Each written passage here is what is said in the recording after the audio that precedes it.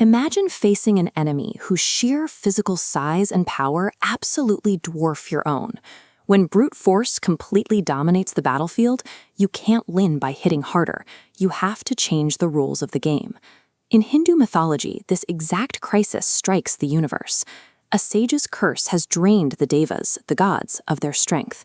Taking immediate advantage, the Asuras, the demons, have completely seized control of the three worlds. Outmatched and desperate, the fleeing gods seek out Lord Vishnu. But the preserver of the universe doesn't offer them a weapon. He offers a shocking strategy. To survive, the gods must walk right back to their enemies and forge a temporary alliance. The pitch is simple. Together, both factions will harvest Amrita, the legendary nectar of immortality, hidden deep within the cosmic ocean of milk. This diagram outlines how they plan to pull it off. This operation, known as Samudra Manthan, requires churning the ocean like butter. Now Mandara acts as a massive vertical drill, and the giant serpent king Vasuki is coiled around it to serve as the pulling rope. But look at the fatal flaw in this blueprint. The Devas are actively supplying the labor for their enemies to attain the ultimate prize. If the physically dominant Asuras grab that nectar first, the universe plunges into permanent, irreversible darkness. The Devas are actively arming the very force that conquered them, relying entirely on the gamble they can manipulate their way back to supremacy later. This carving shows the sheer, staggering scale of the required effort. Both factions are locked in an exhausting rhythm, pulling the giant serpent back and forth. Neither the gods nor the demons could have generated this much torque alone.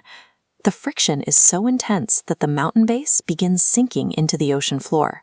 To keep the drill from collapsing, Vishnu incarnates as Kurma, a colossal tortoise, diving to support the crushing weight of the mountain on his shell. As the waters churn, the ocean begins to eject incredible anomalies.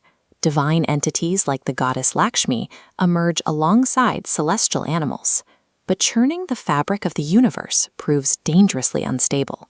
Without warning, a lethal poison known as Halahala violently erupts from the depths. The toxic fumes rapidly expand, threatening to dissolve all of creation. To avert total environmental collapse, Lord Shiva steps in and drinks the boiling toxin. His wife, goddess Parvati, grips his neck tightly to trap the poison in his throat, turning it permanently blue, earning him the title Nilakanta. The moment the air clears, the golden pot of Amrita finally breaches the surface. Instantly, the physically superior Asuras violently shove the exhausted gods aside and aggressively snatch the nectar for themselves. The trap springs exactly as feared. The gods are too weak to mount a counterattack, and conventional combat is off the table. By relying on a physical contest for a physical prize, the Devas have lost the war. With physical force rendered useless, Lord Vishnu pivots. He transforms into Mohini, an enchantress of breathtaking beauty, and calmly walks straight into the screaming, chaotic camp of the Asuras. Mohini doesn't cast a magic spell to paralyze the enemy. She weaponizes their own psychology. She knows that beings driven purely by ego and greed are incredibly easy to distract. Stepping into the crowd, she offers to mediate the squabble and distribute the nectar evenly. There's just one condition. They must hand her the pot and swear not to question her authority, no matter what she does. Blinded by lust, the demons eagerly agree.